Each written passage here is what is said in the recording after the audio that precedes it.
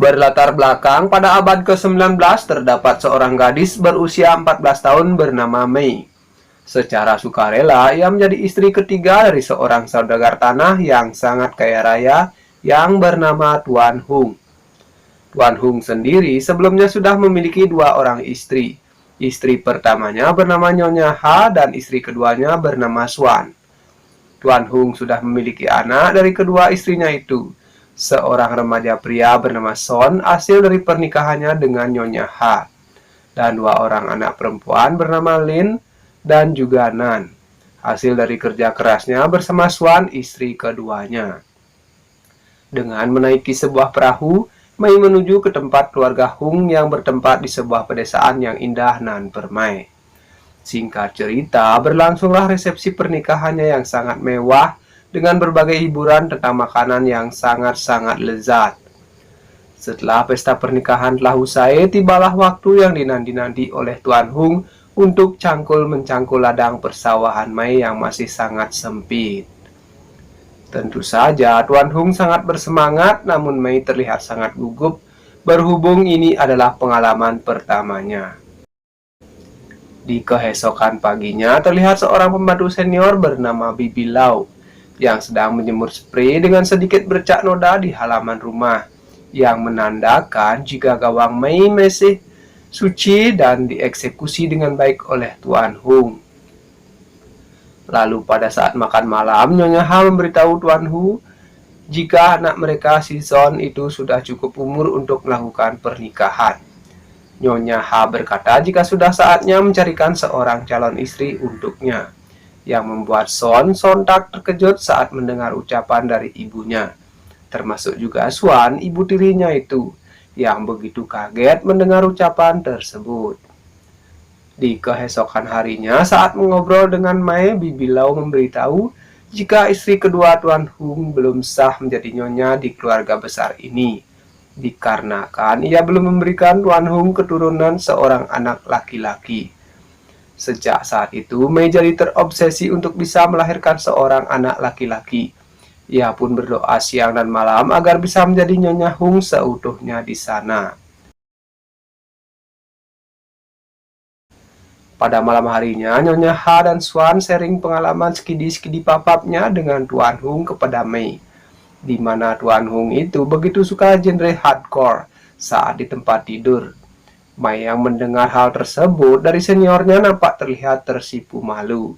Sambil tertawa, Nyonya Ha berkata tak lama lagi Mei akan mengerti dan merasakannya. Meskipun sudah menikah, sifat kekanak-kanakan Mei masih tetap ada, seperti gemar bermain bersama dengan anak-anaknya Swan. Lalu pada malam harinya, di mana sebelum mengulak-ulak bersama, Tuan Hung menyuruh Mei untuk berlutut dan merangkak ke arahnya. Mei yang sudah mendapatkan ilmu pengetahuan dari Nyonya Ha sebelumnya, ia pun mengikuti apa saja instruksi yang diperintahkan oleh suaminya tersebut. Setelah selesai mengulak-ulak bersama, Mei yang hendak ingin buang air di sana, ia melihat seorang wanita yang sedang menuju ke arah hutan. Karena penasaran, Mei pun mengikutinya dan ternyata sosok itu ialah Swan, istri kedua dari Tuan Hung yang sedang skidi-skidi papap dengan Son, anak tirinya sendiri. Melihat kejadian itu, Mei memilih diam dan tidak melaporkan kejadian tersebut kepada Tuan Hung. Sejak hari itu, Mei nampak ketagihan melihat Swan dengan Son yang sedang mengulak-ulak bersama di tengah hutan, dan secara diam-diam mengintip aksi mereka berdua. Di tempat yang berbeda, pembantu Tuan Hung kedapatan berbuat asusila. Atas kejadian tersebut, pembantu itu pun mendapat hukuman dengan dicambuk bertubi-tubi. Sementara, si perempuan yang sedang hamil lantas digunduli dan dipaksa menjadi biksu untuk menebus segala kesalahan yang ia perbuat. Melihat hal tersebut membuat Mei semakin yakin untuk tidak melaporkan kelakuan Son dan Swan kepada Tuan Hung. Mei khawatir jika nantinya mereka akan bernasib sama seperti pembantu-pembantu tersebut. Hari demi hari telah berlalu, Mei pun akhirnya mengandung dan harapannya tak pernah berubah, yaitu ingin memiliki seorang anak laki-laki, agar ia bisa menjadi nyonya di sana dan menggantikan posisi istri tua Tuan Hung sebagai tuan rumah secara mutlak. Meskipun ketiga istri ini terlihat sangat akur, namun sebenarnya di balik itu semua terdapat perang dingin di antara mereka bertiga, terutama antara Mei dengan Nyonya H. Di sana terlihat Nyonya A mulai tidak senang dengan keberadaan Mei, dikarenakan Mei perlahan-lahan sudah mengambil hati dari keluarga besar Tuan Hung dan mendapat perhatian lebih dari mereka semua. Kehamilan Mei yang semakin besar dimanfaatkan oleh Nyonya H untuk mengambil hati Tuan Hung kembali.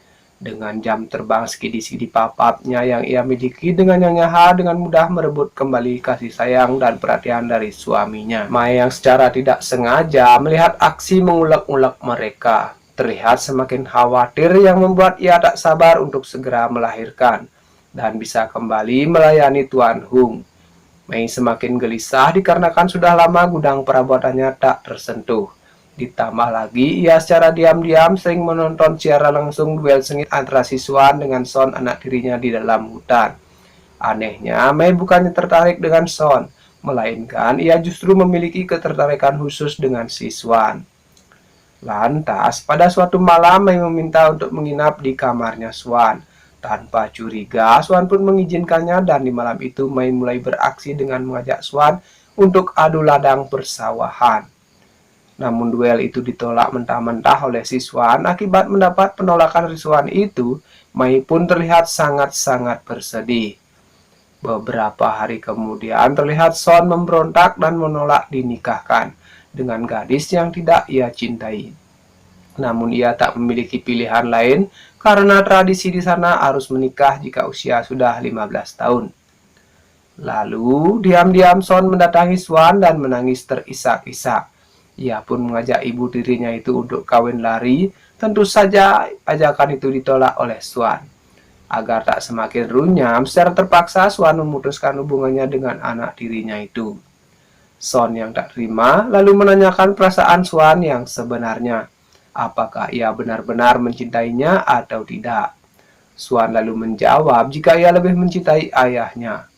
Mendengar hal tersebut membuat Son dan membuat hatinya hancur berkeping-keping. Singkat cerita, pernikahan Son dengan istrinya yang berlangsung secara sederhana pun usai digelar.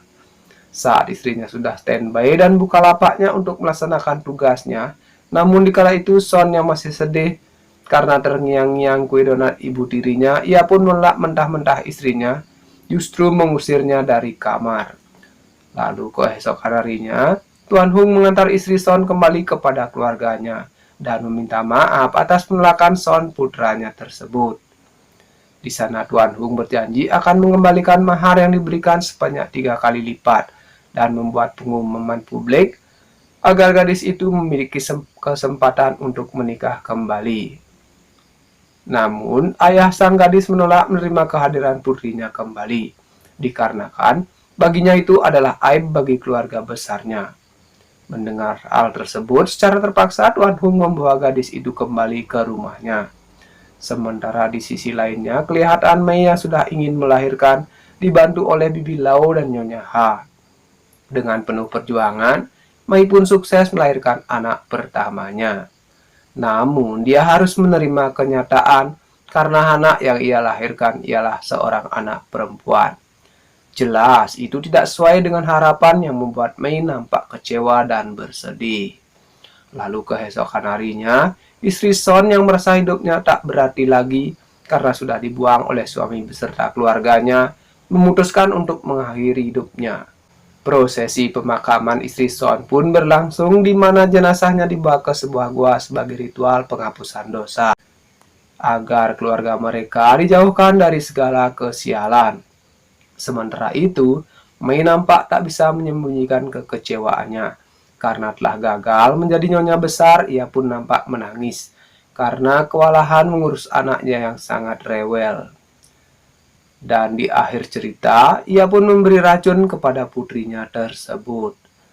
Dan film ini pun selesai. Oke, sekian alur cerita film kali ini. Jika kalian suka, silahkan tekan tombol subscribe. Nyalakan loncengnya agar tidak ketinggalan alur cerita film terbaru dari channel ini. Jika ada salah kata, saya minta maaf. Dan saya undur diri. Sampai jumpa di video berikutnya. Terima kasih.